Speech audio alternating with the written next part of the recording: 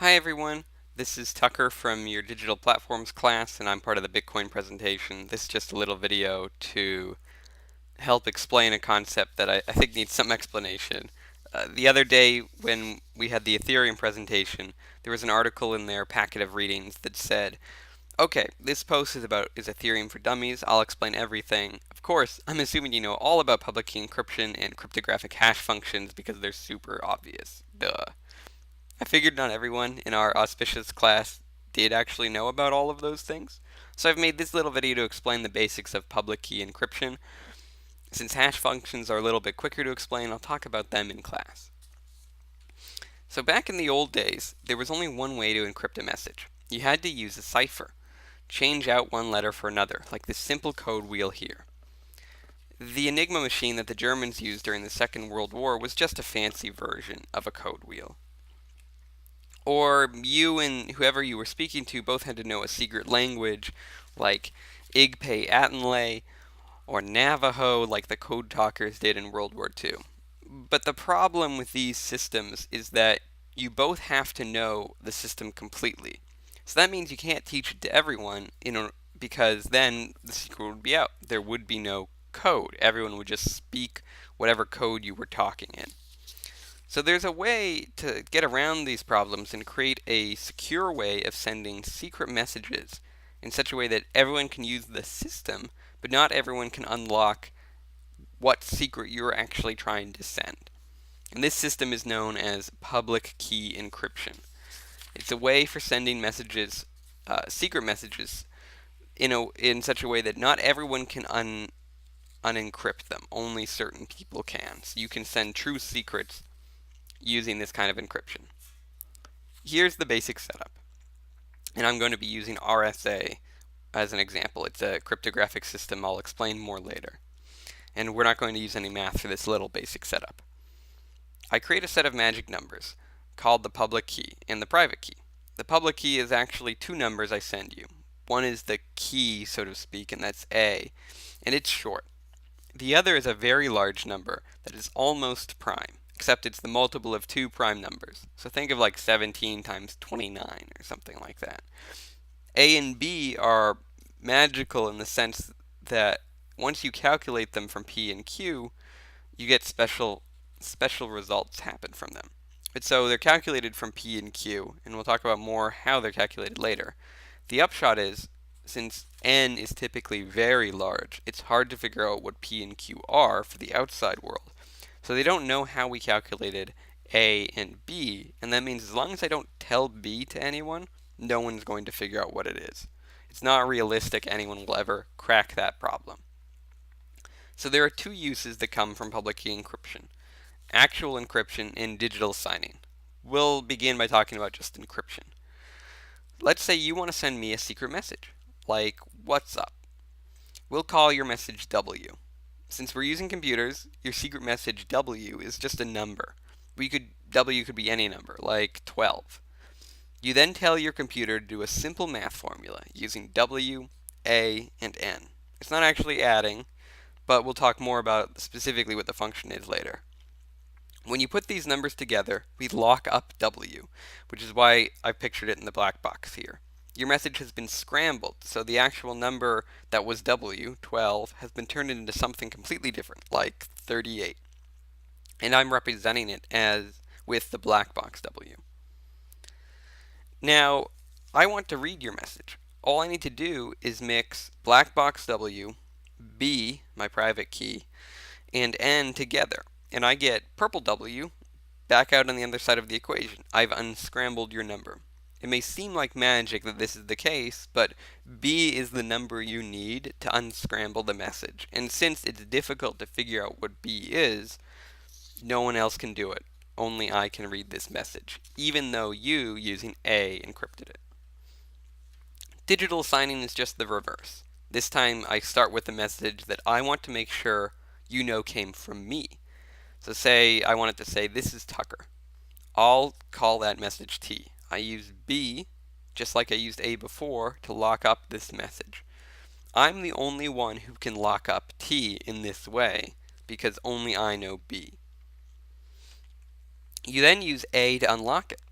The upshot of the role reversal is that everyone in the world can unlock the message that only I could send.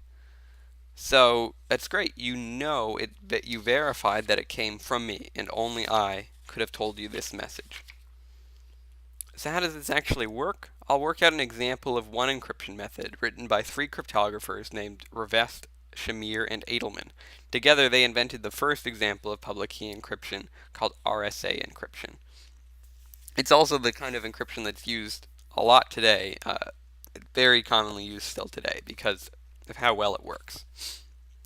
But first, let's briefly talk about something on the side, what mathematicians call modular arithmetic. What everyone else we just call clock math. Remember clocks? It's 12 numbers in a circle. Joe walks up to Jane and says, "Oh boy, I need to get dinner at 7 o'clock, but it's only 3 o'clock now, so I've got 4 hours to go." That's fine, pretty easy to figure out. 3 plus 4 is 7. Jane replies, "I've got to wake up for an early flight 10 hours later at 5. Huh? So 7 plus 10 is 5? It's just how clocks work. You may have never really thought about it, but 5 is the answer because it's 17, 7 plus 10 for real, minus 12. And given any 2 hours, you could come up with a clock number by adding or subtracting 12 some number of times. Here we subtracted 12 once from 17 to get 5. That's modular arithmetic.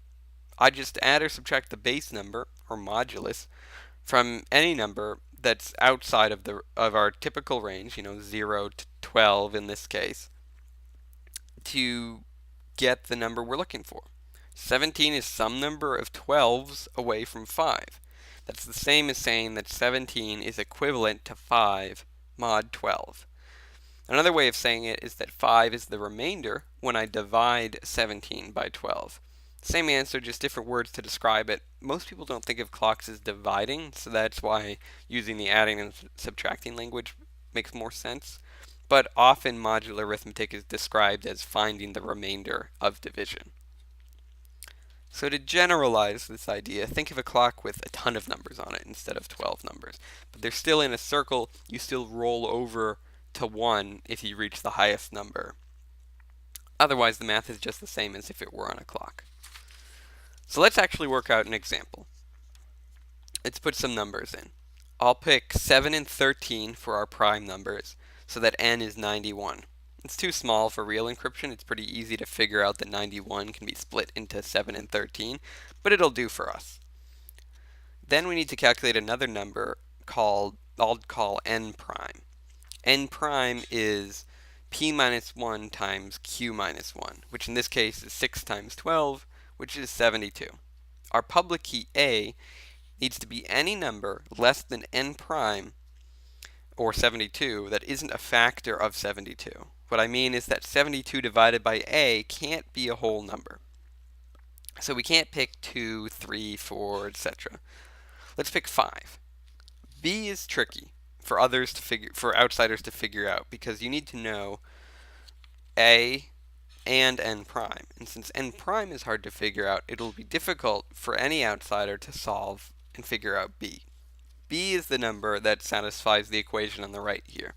B times A needs to be equivalent to 1 modulus n prime. So that means that, well, I'll work out this example. So this equation is two unknowns to the outside world. N prime and B are both unknown. So they can't solve for it because they only have one equation. But we know n prime, so we can figure it out. In our specific case, B is 29 because 29 times 5 minus 72 times 2 is 1. That is 29 times 5 minus or plus some number of 72s, which is n prime, is equal to 1. So that's the answer. This satisfies our equation. So let's use these numbers to encrypt a number, our message, 12. Encryption is really simple. You take your message to the 8th power. 8th, that is, you multiply together A numbers of W and write that number out mod n. So in our case, 12 to the 5th power is 248,832, and 248,832 minus 2,734 times 91 is 38. So black box W is 38.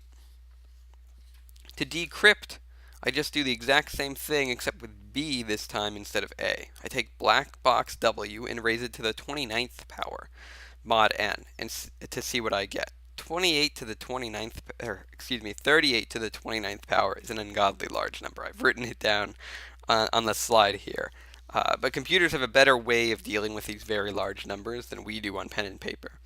But this number is actually 12 mod 91. I'll leave it as an exercise to you guys if you want to divide it out and see if it's actually 12, but it is. You can ask any computer around. So that's it. That's RSA. We have encrypted and decrypted a number very easily. All you need to do is a little bit of exponents and a little bit of modular arithmetic. The proof that shows that RSA works for every number, that's beyond the scope of this little video. I'll leave you guys to look it up. It's actually not that bad. It's a pretty simple and straightforward proof. It's a really cool idea that now forevermore we can send messages to people that are secret. And you know how to encode a secret message to me, but you don't know how to unlock that box. You don't know how to decrypt the message that you've encrypted. And that's a really cool feature of RSA, and one that didn't exist in any encryption method prior to its invention in the 1970s.